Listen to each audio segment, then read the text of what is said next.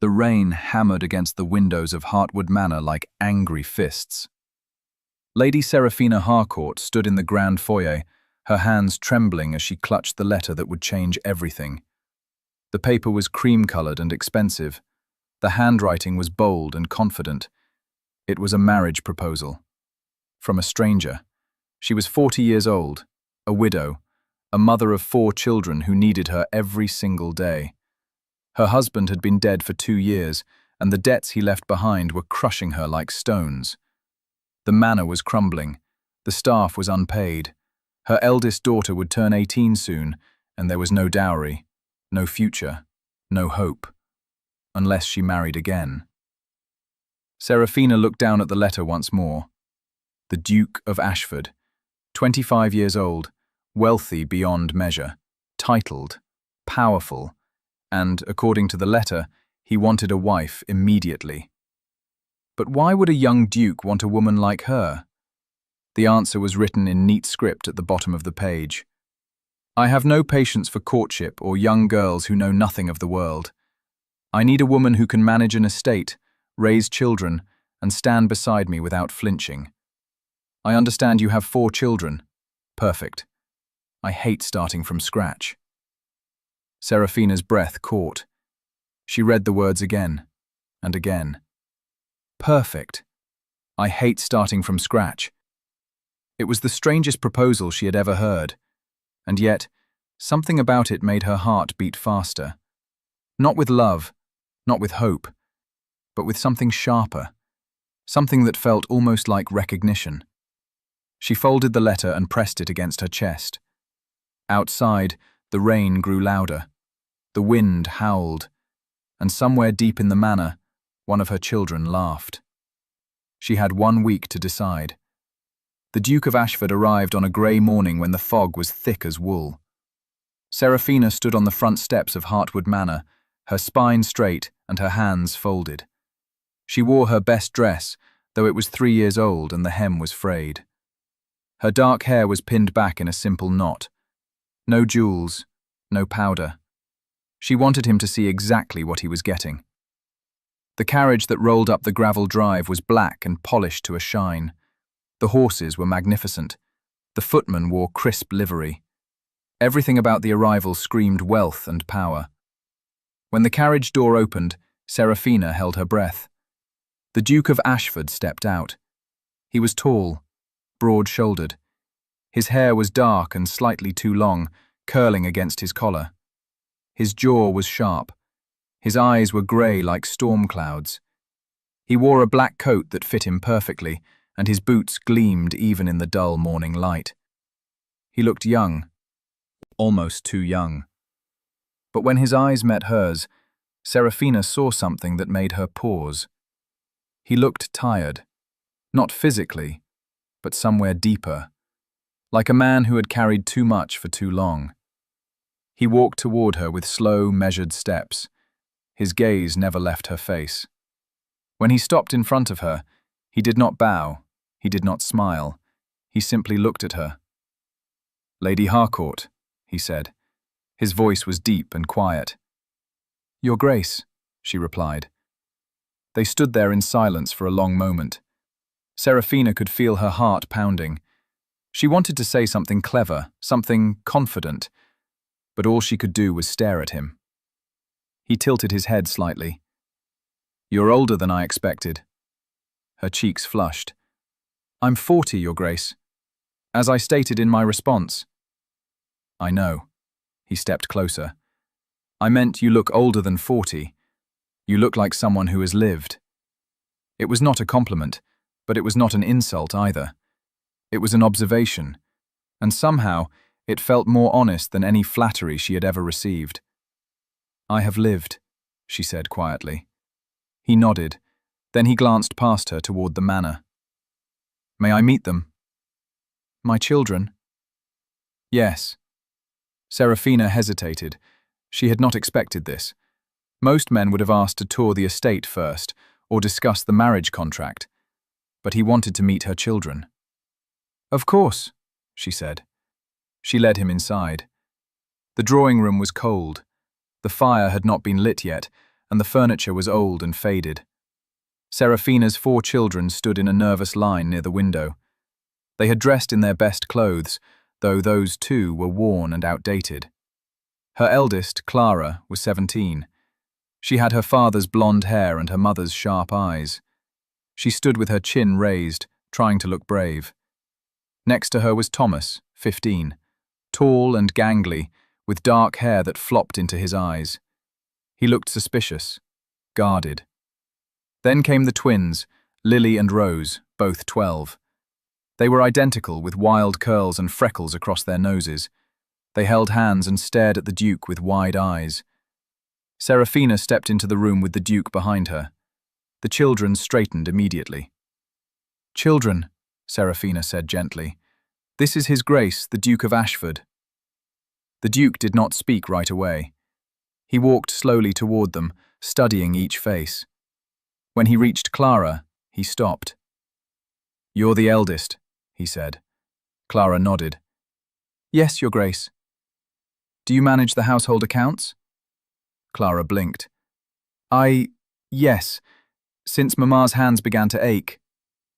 "Good," the Duke said. He moved to Thomas. "And you?" Thomas scowled. "I work the stables, and I help with the tenants." "Do you ride?" "Every day." "Good." The Duke crouched down in front of the twins. His expression softened slightly. "And what do you two do?" Lily spoke first. "We help Mamma with the garden." Rose added, "And we read to the village children on Sundays." The Duke smiled. It was a small smile, barely there, but it changed his entire face. For just a moment, he looked less like a powerful duke and more like a man who understood softness. He stood and turned to Serafina. "They're perfect." Serafina's throat tightened. "Your Grace." "I'll have the marriage contract drawn up today," he said. "We'll marry in 3 days." Her stomach dropped. 3 days? "I see no reason to wait." He looked at her steadily. "Unless you've changed your mind." Serafina glanced at her children. Clara's eyes were bright with hope. Thomas looked wary but curious. The twins were smiling. She looked back at the Duke. "No," she said quietly. "I haven't changed my mind." "Good." He nodded once. Then he walked toward the door. But before he left, he paused and glanced back at her. "I meant what I wrote in the letter," he said. "I hate starting from scratch. I've seen enough death and loss. I want a family that's already built, already strong. I want someone who knows how to survive." Serafina's breath caught. The Duke's grey eyes held hers for one more moment. Then he turned and walked out. And Serafina realized something that made her chest ache. She had not expected to feel anything for this man, but already she did. The wedding was small, quiet. It took place in the chapel at Ashford Hall, the Duke's sprawling estate. Serafina wore a simple ivory gown. Her children sat in the front row, dressed in new clothes the Duke had sent. When Serafina walked down the aisle, she did not look at the guests. She looked only at him. The Duke of Ashford stood at the altar in a dark coat, his hands clasped in front of him. His expression was calm, unreadable. But when she reached him, she saw the way his jaw tightened, the way his eyes softened just slightly. He was nervous. The realization startled her. The ceremony was short. The priest spoke the words. Serafina repeated them. So did the Duke. When it was time for the ring, he slipped it onto her finger with steady hands. The gold was warm against her skin. "I now pronounce you man and wife," the priest said. The Duke leaned forward. His lips brushed against her forehead. It was not a kiss. It was something gentler, something that felt almost like a promise. When he pulled back, his eyes met hers. "Welcome home," he said quietly. Serafina's heart twisted. Ashford Hall was enormous. It had 50 rooms, manicured gardens, and a staff of 30. Serafina's children ran through the halls like wild things, laughing and shouting. For the first time in years, They looked like children. But Serafina felt lost. She stood in the Duchess's chambers on her wedding night, staring at herself in the mirror. The room was beautiful. The bed was draped in silk. The walls were covered in paintings. Everything was perfect. And yet, she felt like an imposter. There was a knock at the door. "Come in," she said. The Duke entered. He had changed out of his formal coat and into a simple white shirt and dark trousers. His hair was damp, like he had just washed. He looked younger, less guarded. He stopped a few feet away from her. "I wanted to make something clear," he said. Serafina turned to face him. "Yes? I don't expect anything from you tonight." His voice was firm. "Or any night. Not until you're ready." She blinked. "Your Grace." "Thorn," he said. "My name is Thorn." "Thorn," she repeated softly. He stepped closer. "This marriage is about partnership, not possession. I need you to manage this estate. I need you to be the mother my future children will respect. And I need you to stand beside me when the world tries to break me." His words were raw, honest, and they made Serafina's chest ache. "But I will not force you into anything," he continued. "You've been through enough." Serafina stared at him. This young duke who looked at her like she was something precious, something worth protecting. "Why did you choose me?" she asked. "Truly." Thorn was quiet for a long moment. Then he said, "Because I'm tired of pretending." "Pretending what?" "That I'm not broken." His grey eyes met hers. "I lost my entire family 3 years ago. My parents, my sister, all of them in a carriage accident. I've been the Duke ever since. Everyone expects me to be perfect, strong, unshakable. But I'm not."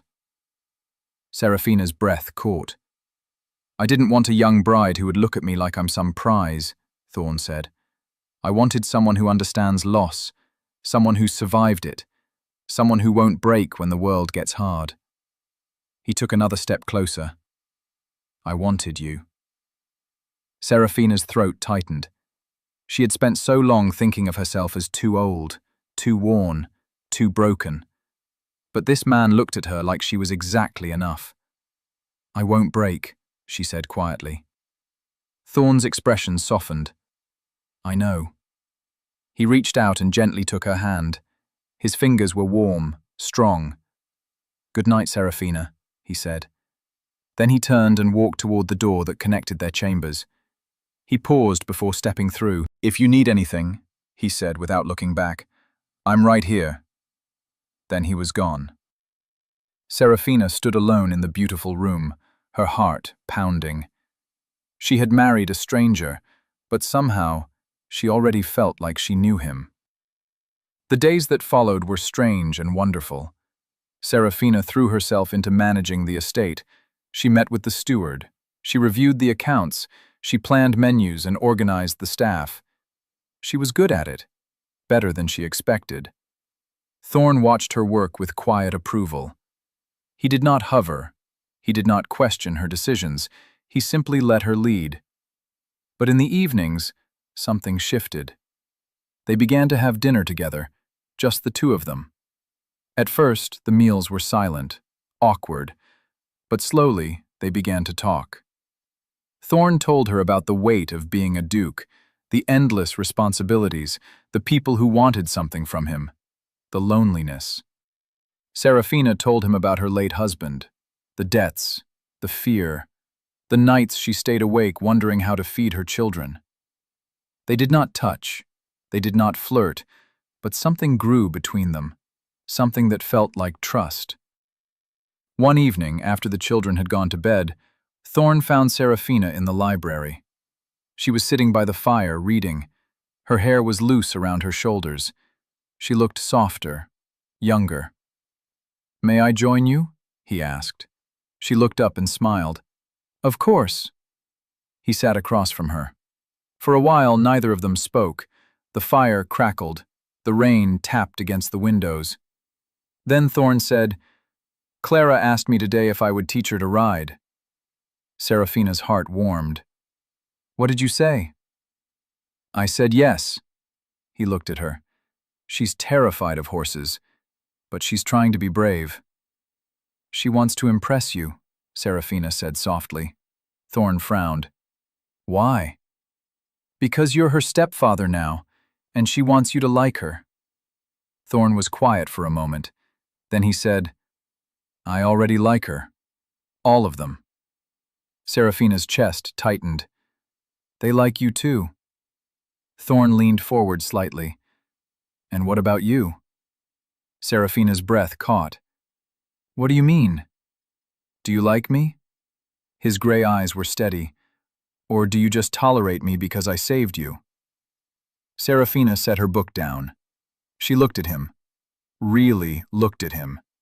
This young duke who had given her everything and asked for nothing in return.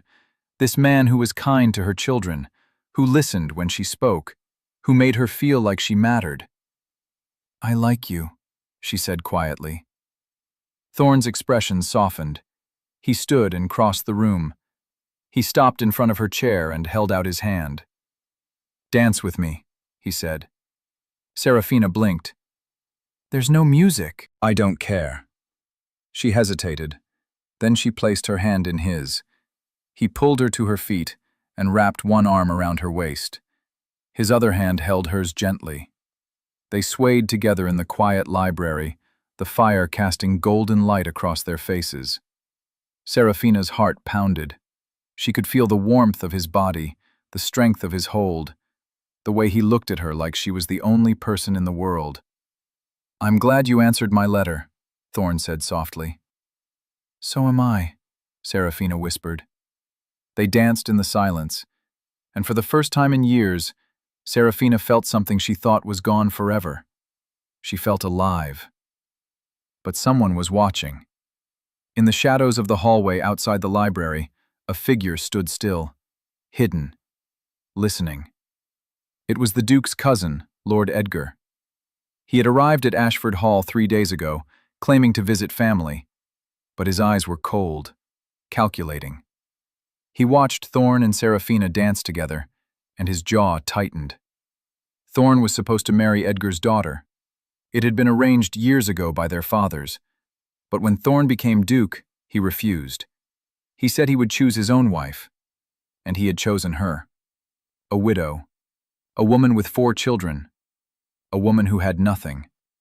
Edgar's hands curled into fists. He would not allow this. Thorn's wealth, his title, his power, it should all go to Edgar's family, not to some desperate woman and her brats.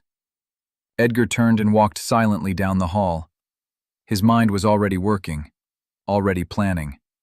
He would destroy this marriage, and he would take everything Thorn had. The next morning, Serafina woke to sunlight streaming through her window. She stretched and smiled. For the first time in years, she had slept deeply, peacefully. She dressed and went downstairs. The children were already at breakfast, laughing and talking. Thorn sat at the head of the table, sipping coffee. When he saw her, he stood. "Good morning," he said. "Good morning," she replied. He pulled out a chair for her. His hand brushed against her shoulder as she sat. The touch was brief, accidental, but it sent warmth through her entire body. She glanced up at him. He was already looking away, but she saw the faint color in his cheeks. He felt it too. As they ate, Lord Edgar entered the dining room. He smiled widely. "Good morning, family." Thorn's expression tightened. "Edgar." "I thought I might take the children riding today," Edgar said smoothly. "Give you and your lovely wife some time alone." Serafina's instincts prickled. Something about Edgar's smile felt wrong. Too bright. Too eager. "That's very kind," she said carefully, "but I think the children have lessons this morning." "Lessons can wait," Edgar said. He looked at Thorn. "Can't they, cousin?"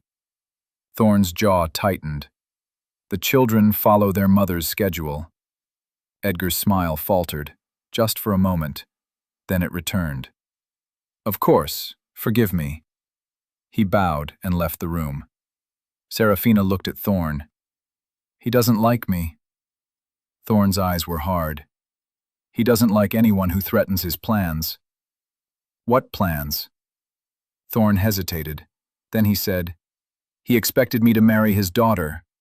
When I refused, he became difficult. Serafina's chest tightened. Is he dangerous? I don't know. Thorn reached across the table and took her hand. But I won't let him hurt you, or the children. Serafina squeezed his hand. I know. But deep down, she felt the first stirrings of fear. That afternoon, Serafina found Clara in the stables. Her daughter was standing near one of the horses, her face pale. Mama, Clara said, I can't do it. Serafina walked over and put her arm around Clara's shoulders. You don't have to. But His Grace said he would teach me. I don't want to disappoint him. Thorn won't be disappointed, Serafina said gently. He cares about you, not what you can do. Clara looked at her mother. Do you love him? The question caught Serafina off guard. She opened her mouth, closed it. It's all right if you do, Clara said softly. He's kind, and he looks at you like Papa used to. Serafina's throat tightened. I don't know what I feel yet. Clara smiled.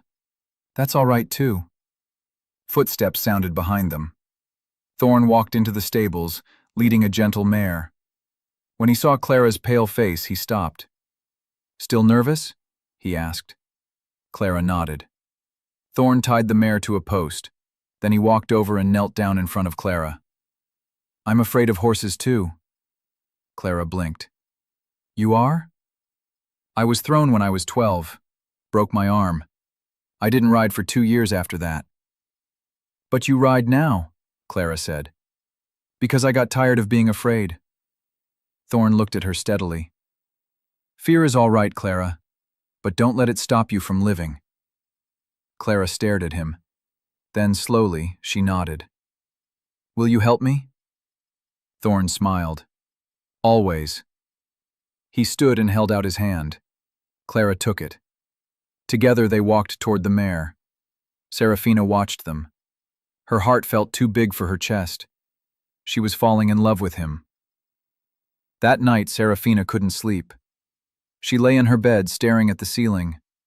Her mind raced.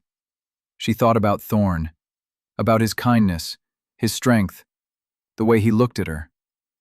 She thought about the way her body reacted when he was near, the way her heart pounded, the way she wanted to be closer. She sat up. Before she could change her mind, she slipped out of bed and walked to the door that connected their chambers. She knocked softly. Come in, Thorn's voice called.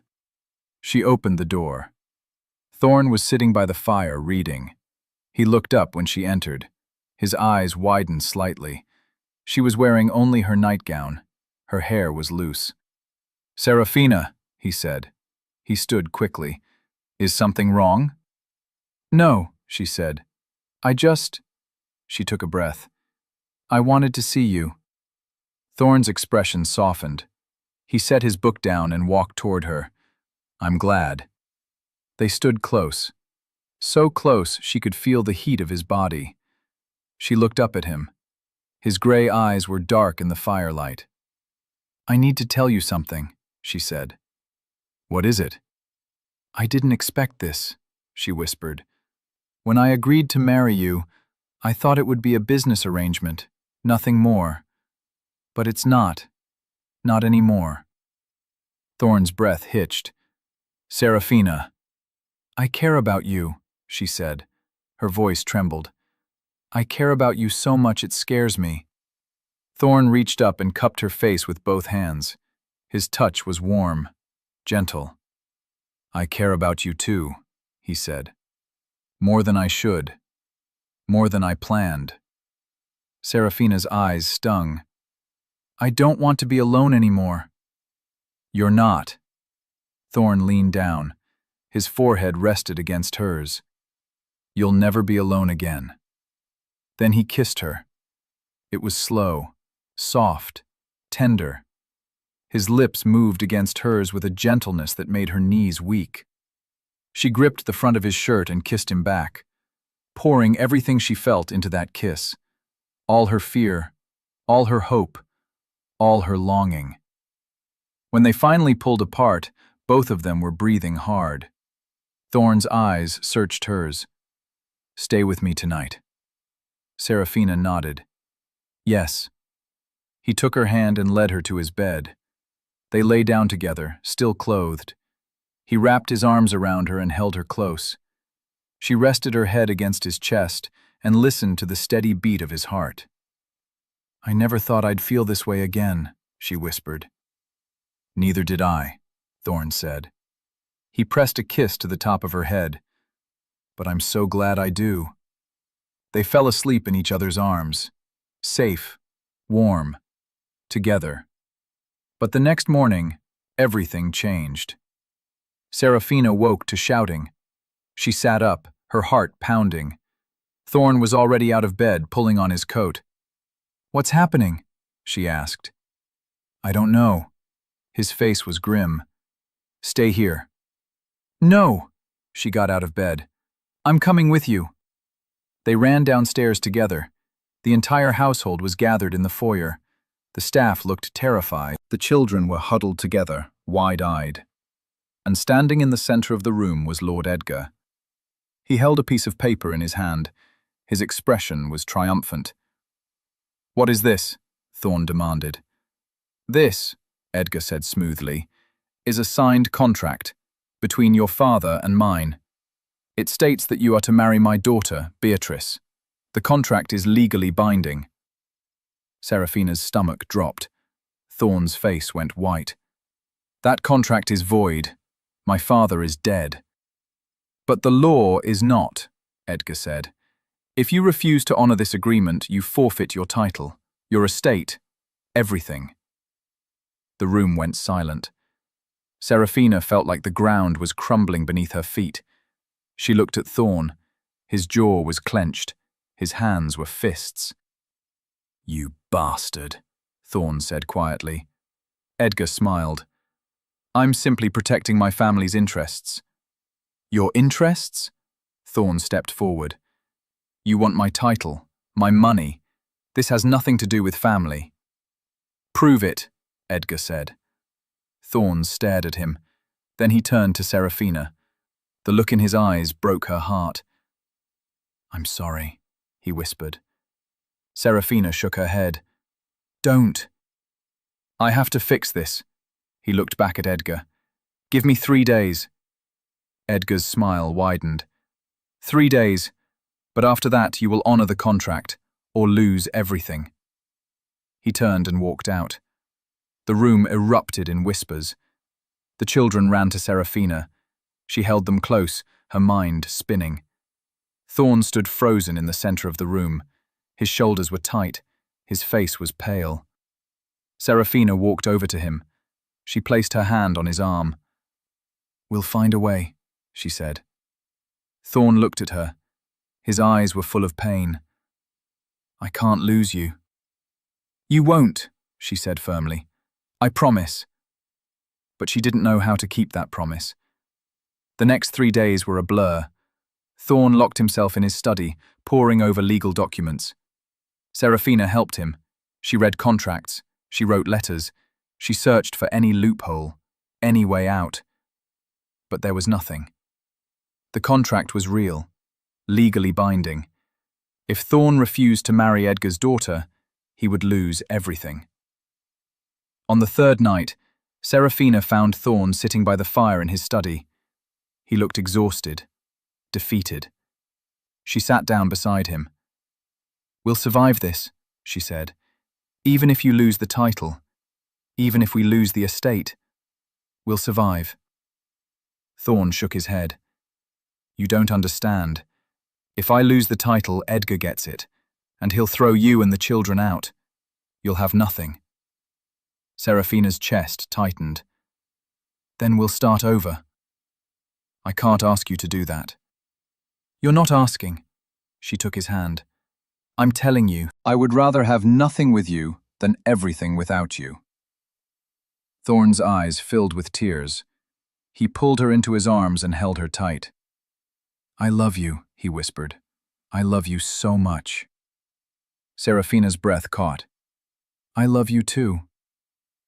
They sat there together, holding each other.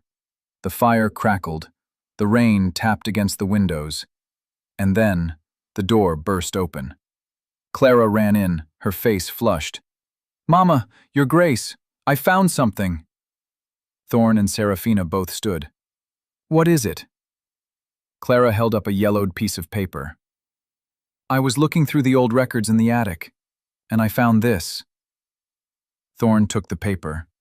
His eyes scanned it, then they went wide. "What is it?" Serafina asked.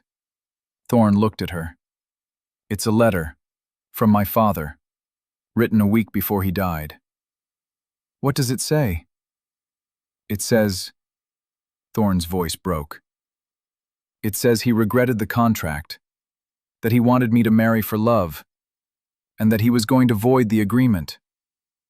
Serafina's heart pounded. "Does it void the contract?" Thorne read further.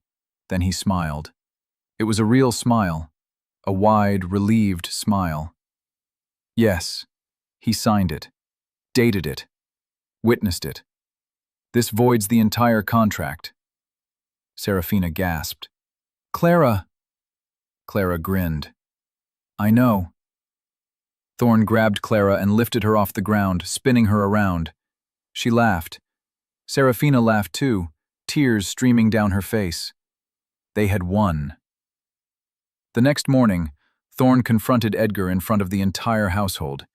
He held up the letter. "This voids your contract." Edgar's face went red. "That's a forgery." "It's witnessed," Thorne said coldly. "And dated. You have no claim here, Edgar. Leave. Now." Edgar opened his mouth, closed it. Then he turned and stormed out of the house. The staff cheered. The children clapped. And Thorne turned to Serafina. He walked over to her and cupped her face. "I told you," he said. "You're not alone." "Neither are you," she whispered. He kissed her, deep and slow and full of love. When they pulled apart, the children surrounded them. Thorne pulled all four of them into a hug, and Serafina realized something. This was her family, not just hers, theirs. 6 months later, Serafina stood in the garden at Ashford Hall. The flowers were in full bloom. The sun was warm. The children were playing nearby, their laughter filling the air. Thorne walked up behind her and wrapped his arms around her waist. "Happy?" he asked. "Incredibly," she said. He kissed her neck. "Good." She turned in his arms and looked up at him. "Thank you," she said. "For what?" "For seeing me," she said. "For wanting me. For loving me." Thorne's eyes softened. "I should be thanking you. You gave me a family, a purpose, a life worth living." Serafina smiled. "We gave each other everything." "Yes," Thorne said. He leaned down and kissed her. "We did." And as they stood there in the garden, surrounded by children and flowers and sunlight, Serafina realized something. She was 40 years old, a widow, a mother of 4, and she had never been happier. Because sometimes, the best love stories don't start from scratch. They start from something real, something broken, something that has survived, and they grow into something beautiful. The end. Word count, 5,500 words. I need to continue to reach the 15,000-word target. Let me expand the story with deeper emotional beats, additional conflicts, and richer scenes. Continuation. The weeks after Edgar's departure brought a new rhythm to Ashford Hall. Serafina woke each morning in Thorne's arms, the early light spilling through the curtains like liquid gold. She would lie there for a moment, listening to his breathing, feeling the steady rise and fall of his chest. It still felt like a dream, but it was real. Thorn was real. His love was real. And the life they were building together was more real than anything she had ever known. One morning, as she slipped out of bed, Thorn caught her wrist. His eyes were still closed, but a smile played at his lips. "Where are you going?" "I have to meet with the cook," she said softly. "There's a dinner party tonight." "Cancel it," he murmured, pulling her back down. "Stay here." She laughed. "I can't cancel it. You invited half the county." He opened one eye. "I regret that decision." Serafina leaned down and kissed him. "You'll survive. Only if you promise to save me a dance." "I promise." He released her reluctantly, and she dressed quickly. As she left the room, she glanced back.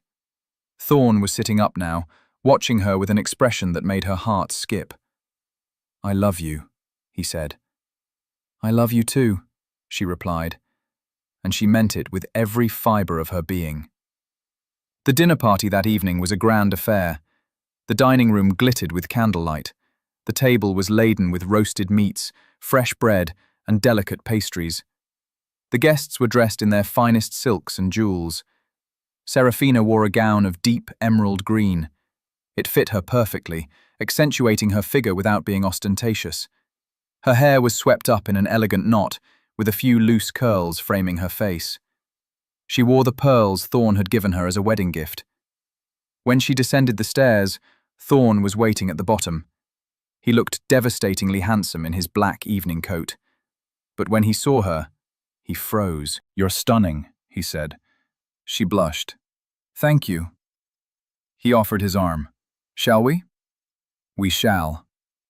They entered the dining room together. The guests rose and applauded. Serafina felt a flutter of nerves, but Thorn squeezed her hand gently. "You belong here," he whispered, and she believed him. The dinner went smoothly. The food was delicious. The wine flowed freely. The conversation was lively. Serafina found herself laughing and chatting with the guests as if she had been a duchess all her life. But she noticed something. Several of the older women kept glancing at her, whispering. Their expressions were curious, judgmental. After dinner, when the guests moved to the ballroom for dancing, one of the women approached Serafina, Lady Pembroke. She was in her 60s, with silver hair and a sharp gaze. "Duchess," Lady Pembroke said with a thin smile. "May I have a word?" Serafina's stomach tightened. "Of course."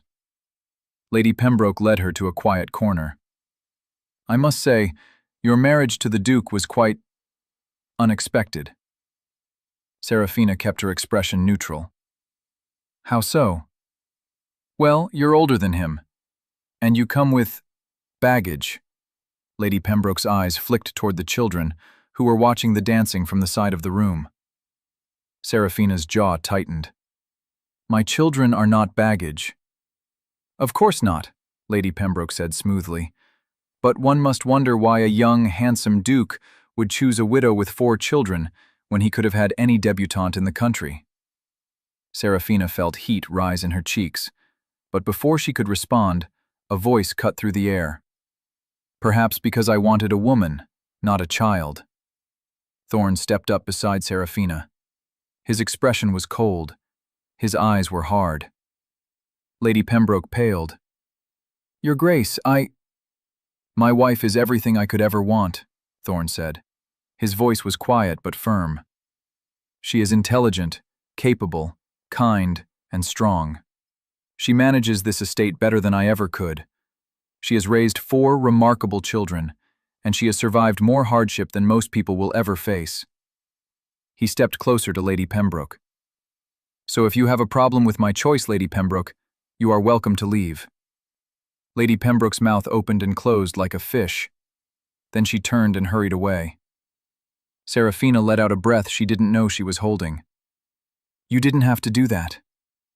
Thorn turned to her. "Yes, I did." He took her hands. "No one gets to disrespect you. Not in my house. Not ever." Serafina's eyes stung. "Thank you." He leaned down and kissed her forehead. "Dance with me." "Now?" "Now." He led her onto the dance floor. The music swelled. He placed one hand on her waist and took her hand in his. They moved together, perfectly in sync. Serafina looked up at him. "You know people will always talk." "Let them," Thorn said. "I don't care what they think." "You should. You're a duke." "I'm your husband first." His grey eyes were intense. "And that's all that matters." Serafina's heart swelled. She rested her head against his chest as they danced, and for the first time, she truly felt like a duchess. But not everything was perfect. A few weeks later, Serafina noticed that Thomas had become withdrawn. He no longer joked at meals. He spent hours alone in the stables. When she tried to talk to him, he brushed her off. One afternoon, she found him sitting by the pond, throwing stones into the water. His shoulders were hunched. His face was tight. Serafina sat down beside him. "What's wrong?" Thomas didn't look at her. "Nothing." "Thomas." He threw another stone. "Do you think Papa would hate me?" Serafina's heart clenched. "What?" "For liking him." Thomas's voice cracked. "For liking the Duke. For thinking of him as my father." Serafina's throat tightened. She reached out and put her arm around her son's shoulders. "Oh, Thomas." "Papa was supposed to be here," Thomas said. Tears streamed down his face. "He was supposed to teach me things, to be proud of me. But he's gone. And now there's him. And I like him, Mama. I like him so much. But I feel like I'm betraying Papa." Serafina pulled Thomas into a tight hug. "Your father would never hate you," she said fiercely. "He loved you more than anything, and he would want you to be happy. He would want you to have someone who cares for you, someone who teaches you, someone who's proud of you." Thomas sobbed into her shoulder. "I miss him." "I know. I miss him too." Serafina stroked his hair. "But it's okay to love more than one person, Thomas. It doesn't mean you're replacing your father. It means your heart is big enough to hold both." Thomas pulled back and wiped his eyes. "Do you think the Duke knows? That I think of him like that?" "I don't know," Serafina said gently. "But maybe you should tell him." Thomas nodded slowly. "Maybe." That evening, Serafina watched as Thomas approached Thorn in the library.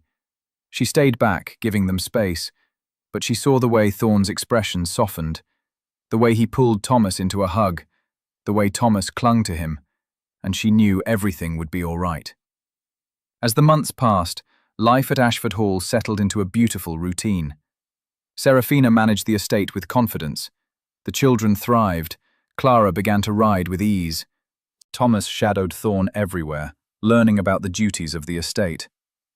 The twins started attending a local school and made friends, and Serafina and Thorn grew closer every day. They talked late into the night. They walked through the gardens hand in hand. They laughed. They argued. They made love with a passion that left them both breathless. But Serafina noticed something. Thorn still had nightmares. She would wake in the middle of the night to find him sitting by the window, his face pale and drawn. One night, she woke to find him gone. She got out of bed and searched the house. She found him in the chapel, kneeling in front of the altar. "Thorn?" she said softly. He didn't move. She walked over and knelt beside him. "What is it?" "I dream about them," he said quietly. "My family, the accident. I see the carriage overturning. I hear them screaming, and I wake up and I can't breathe." Serafina's chest ached. "I'm sorry." "I thought it would stop," Thorn said. "I thought if I built a new life, a new family, the pain would go away. But it hasn't." Serafina took his hand. "Pain doesn't go away, Thorn. It just becomes part of you. But that doesn't mean you can't be happy." He looked at her. His eyes were red. "How do you do it?" How do you keep going after losing so much? Because I have to, she said. Because my children need me. Because life is still worth living, even when it hurts. Thorne's jaw tightened. I feel like I'm failing them, my parents, my sister, by being happy, by moving on. You're not failing them, Serafina said firmly. You're honoring them, by living, by loving, by building something beautiful. Thorne stared at her. Then he pulled her into his arms and held her tight. I don't deserve you. Yes, you do, she whispered.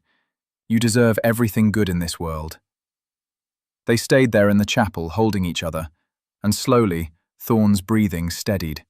His grip loosened, and when they finally stood, he looked lighter, like a weight had been lifted. Thank you, he said. Always, she replied. Spring arrived with a burst of colour.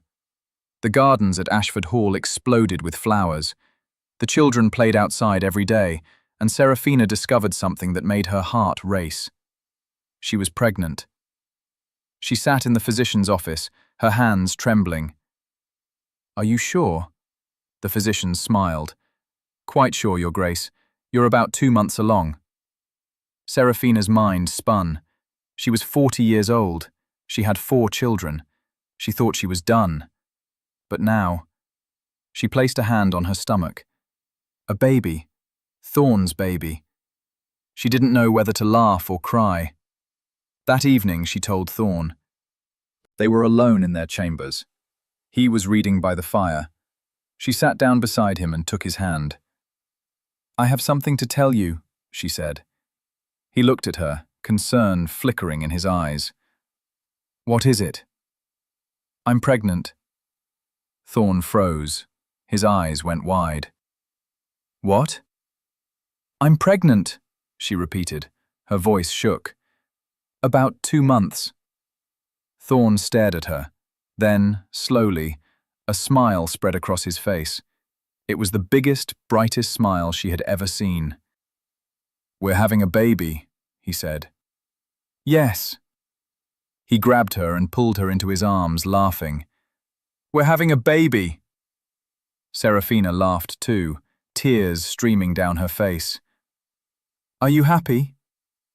Happy? He pulled back and cupped her face. I'm ecstatic, terrified, overwhelmed, but so happy. He kissed her, deep and long and full of love. When they pulled apart, he placed his hand on her stomach. Hello, little one, he said softly. I'm your papa, and I already love you more than anything. Serafina's heart burst. The news spread quickly through the household. The children were thrilled. Clara cried happy tears. Thomas grinned like a fool. The twins immediately started planning the nursery. But Serafina was nervous. She was older now. Pregnancies at 40 were dangerous. She tried not to think about it. But the fear was always there, lurking in the back of her mind. Thorne noticed. He hovered. He worried. He insisted she rest. He hired the best physician in the country. He barely let her lift a finger. I'm pregnant, not dying, she said one afternoon, exasperated. I know, Thorne said, but I'm not taking any chances. She softened. I'm going to be fine. You don't know that. Neither do you. She took his hand. But worrying won't help. We just have to trust. Thorne pulled her close. I can't lose you. You won't, she said. I promise. But she didn't know if she could keep that promise. The pregnancy progressed. Serafina's belly grew. She felt the baby kick. She glowed with happiness. Thorne was beside himself with joy. He talked to the baby every night. He read to it. He sang to it. But then, in her 7th month, something went wrong. Serafina woke in the middle of the night to sharp pain. She gasped and clutched her stomach. Blood stained the sheets. Thorne, she whispered. He woke immediately. What? He saw the blood and went pale. Oh God. He ran to the door and shouted for help. The physician was summoned. The staff rushed in. Serafina was moved to the bed, her face white with pain. The physician examined her. His expression was grim. "The baby is in distress. We need to act quickly." Thorn gripped Serafina's hand. "Do whatever you have to." The next hours were a blur. Serafina screamed. She cried. She prayed. Thorn stayed by her side, whispering encouragement, holding her hand. And then, finally, a baby's cry filled the room. Serafina collapsed back against the pillows, gasping. The physician held up a tiny, red-faced infant. "It's a boy," he said. Thorn's eyes filled with tears. "A boy." The physician cleaned the baby and handed him to Serafina. She looked down at the tiny face, the small fingers, the perfect little nose. "Hello," she whispered. "Hello, my love." Thorn leaned over and kissed her forehead. "You did it." "We did it," she said. They named him William, and he was perfect. The months that followed were chaotic and beautiful. William was a fussy baby. He cried often. He rarely slept. But Serafina and Thorn didn't care. They took turns walking him, rocking him, singing to him. The children adored him. Clara held him for hours. Thomas made him laugh. The twins fought over who got to play with him. And Thorn was a completely different man. He was soft, gentle. He cried at the smallest things. He stared at William like he was a miracle. One evening, Serafina found Thorn sitting in the nursery holding William. The baby was asleep in his arms. Thorn was humming softly. "You're good at this," Serafina said. Thorn looked up and smiled. "I had good teachers." She sat beside him. "He looks like you." "You think so?" "Yes, the same nose, the same stubborn chin." Thorn laughed softly. Then his expression grew serious. "Thank you." "For what?" "For giving me this." He looked down at William. "For giving me a family, a life, a reason to wake up every morning." Serafina's eyes filled with tears. "You gave me the same thing." Thorn leaned over and kissed her. "I love you." "I love you too." They sat there together, watching their son sleep. And Serafina realized something. This was everything she had ever wanted, everything she had ever needed. She was 43 years old, a widow, a mother of 5, and she had never been happier. The end. Total word count, 10,500 words. Let me continue expanding to reach the 15,000 word target, with deeper emotional arcs, additional conflicts, and extended character development. Final continuation. 2 years had passed since William's birth, and Ashford Hall had never felt more alive. The estate buzzed with laughter, the sound of children running through corridors, and the warmth of a family that had been built not from convenience, but from love. Serafina stood at her bedroom window one crisp autumn morning, watching the leaves fall in shades of amber and crimson. She was 45 now. Her hair had more silver threads woven through the dark. Her face had more lines around her eyes. But when she looked in the mirror, she saw something she had never seen before. She saw contentment. Behind her, she heard the door open. Thorn walked in, carrying William on his hip. The boy was 2 now, with dark curls and bright grey eyes that mirrored his father's. He babbled excitedly, reaching for Serafina. "Mama! Mama!" Serafina turned and smiled, taking William into her arms. "Good morning, my darling." Thorn kissed her cheek. "He wouldn't let me leave without you." "Is that so?" Serafina nuzzled William's nose. "You're quite demanding, aren't you?" William giggled. Thorn wrapped his arms around both of them. "Clara is leaving for London tomorrow." Serafina's smile faltered. "I know." Clara had received an invitation to attend a prestigious finishing school in London. It was an incredible opportunity, but it meant she would be gone for months. She's nervous, Thorne said quietly. So am I, Serafina admitted. She'll be fine. She's strong, like her mother. Serafina leaned into Thorne's embrace. When did she grow up? Too fast, Thorne said. Far too fast. That evening, the entire family gathered for a farewell dinner. The dining room was warm and bright. The table was filled with Clara's favorite foods. Everyone was dressed in their best. Clara sat at the center, looking radiant in a pale blue gown. But Serafina could see the nervousness in her daughter's eyes. After dinner, Clara pulled Serafina aside. Mama, can we talk? Of course. They walked out into the garden.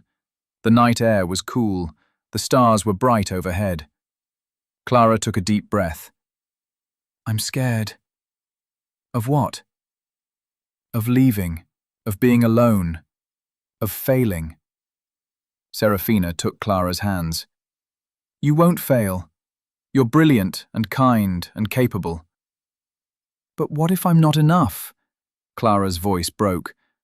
What if I can't do it? Then you come home, Serafina said simply, and we'll figure it out together. But Clara, you are enough. You've always been enough. Clara's eyes filled with tears. I don't want to disappoint you. You could never disappoint me. Serafina pulled her daughter into a tight hug. I am so proud of you, every single day. Clara clung to her mother. I love you, Mama. I love you too, my darling girl. They stood there in the garden, holding each other. And Serafina felt a bittersweet ache in her chest. Her baby was growing up, leaving, becoming her own person. It was beautiful, and it hurt. The next morning, the entire household gathered to see Clara off. Thomas helped load her trunks into the carriage. The twins clung to her skirts, crying. William waved from Thorne's arms, not understanding why everyone was sad. Clara hugged each of her siblings. Then she turned to Thorne. Thank you, she said quietly, for everything. Thorne's expression softened. You don't have to thank me. Yes, I do. Clara looked up at him.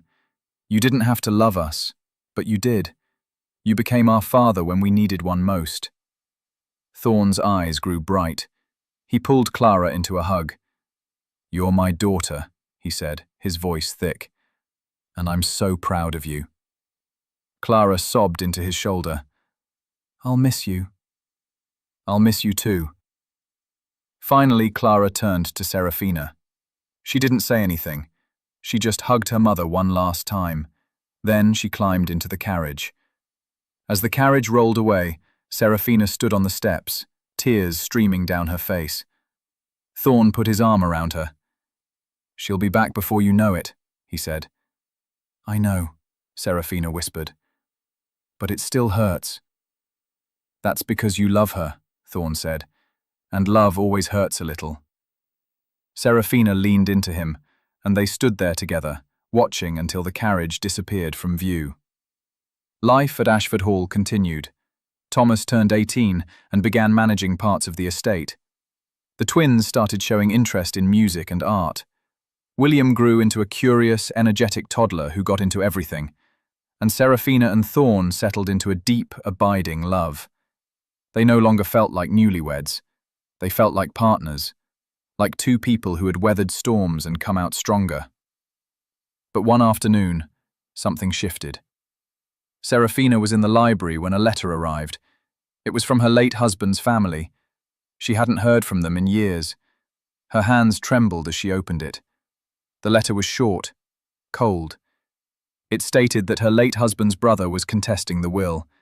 He claimed that the small inheritance Serafina had received should go to him, and he was taking her to court. Serafina's chest tightened. That inheritance was what had kept her and her children alive before she married Thorne. It was rightfully hers, but now it was being threatened. She sat down heavily. Her mind raced. Serafina? She looked up. Thorn stood in the doorway, concern etched on his face. "What's wrong?" he asked. She handed him the letter without a word. Thorn read it. His jaw tightened. "This is absurd." "They want to take it from me," Serafina said quietly. "After everything." Thorn crouched down in front of her. "They won't. I'll fight this." "Thorn." "No." His voice was firm. "That money is yours. You earned it. You survived because of it, and I will not let anyone take it from you." Serafina's eyes filled with tears. "I don't want to be a burden." "You're not a burden." Thorn cupped her face. "You're my wife, my partner, and I will fight for you with everything I have." Serafina leaned into his touch. "Thank you." "Always," he said. The legal battle was brutal. It dragged on for months. Serafina had to relive painful memories. She had to answer invasive questions. She had to defend herself again and again. But Thorn never left her side. He hired the best solicitors. He attended every hearing. He held her hand through every difficult moment. And finally, after months of fighting, the judge ruled in Serafina's favor. The inheritance was hers. Her late husband's brother had no claim. When Serafina heard the verdict, she burst into tears. Thorn pulled her into his arms and held her as she sobbed with relief. "It's over," he whispered. "It's over." "I can't believe it," she said. "I can." He pulled back and looked at her. "You're the strongest person I know." Serafina shook her head. "I'm not." "Yes, you are." Thorn's eyes were intense. "You've survived loss, poverty, judgment, and you're still standing, still fighting, still loving. That's strength, Serafina." She stared at him. Then she kissed him, hard and desperate and full of gratitude. When they pulled apart, they were both breathing hard. "I love you," she said. "I love you too," he replied. That winter was the happiest Serafina could remember. Clara came home for the holidays, full of stories about London. Thomas announced that he wanted to study law. The twins performed a piano duet at the Christmas party, and William toddled around, spreading joy wherever he went. On Christmas Eve, the entire family gathered in the drawing room. The fire crackled, the tree sparkled. Everyone was warm and full and content. Serafina sat beside Thorn on the sofa, his arm around her shoulders. She looked around the room at her children, her family. "What are you thinking?" Thorn asked softly. "I'm thinking about how lucky I am," she said. "Lucky?" "Yes." She looked up at him. 5 years ago, I thought my life was over. I thought I had nothing left. But then you came along, and you gave me everything." Thorn's expression softened. "You gave me everything, Serafina. A family, a purpose, a reason to believe in love again." She smiled. "We saved each other." "Yes," he said. "We did." He leaned down and kissed her, slow and sweet. The children groaned. "Not in front of us," Thomas said, laughing. Thorn pulled back and grinned. "You'll understand when you're older." Everyone laughed. And Serafina felt a warmth in her chest that had nothing to do with the fire. Years continued to pass. Clara married a kind young man and moved to London. Thomas took over more responsibilities on the estate. The twins became accomplished musicians. William grew into a bright, curious boy who asked 1,000 questions a day, and Serafina and Thorn grew old together. They walked through the gardens every evening. They held hands. They talked about everything and nothing. They watched their children grow and their grandchildren arrive. On Serafina's 50th birthday, Thorn took her to the pond where they had first danced. It was summer. The air was warm. The flowers were in bloom. "Do you remember this place?" Thorn asked. "Of course," Serafina said. "This is where I fell in love with you." Thorn smiled. "I fell in love with you the moment I saw you standing on those steps. Brave and proud and so So beautiful. Serafina's eyes filled with tears. I wasn't beautiful. You were. You are. Thorn took her hands. You're the most beautiful woman I've ever known, inside and out. He pulled a small box from his pocket and opened it.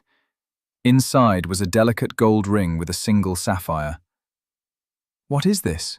Serafina asked. A promise, Thorn said, that I will love you for the rest of my life, that I will stand beside you through everything, that I will never stop choosing you. Serafina sobbed. Thorn. He slipped the ring onto her finger. Then he pulled her into his arms. Thank you, he whispered, for saying yes, for loving me, for giving me a life worth living. Thank you for the same, Serafina said. They stood there by the pond, holding each other. The sun set behind them, painting the sky in shades of pink and gold. And Serafina realized something. She was 50 years old, a widow who had remarried, a mother of 5, and she had lived a life full of love, full of joy, full of everything she had ever dreamed of. Because sometimes, the best love stories don't start with youth. They start with survival, with scars, with the courage to try again. And they end with a love that is deeper, stronger, and more real than anything that came before.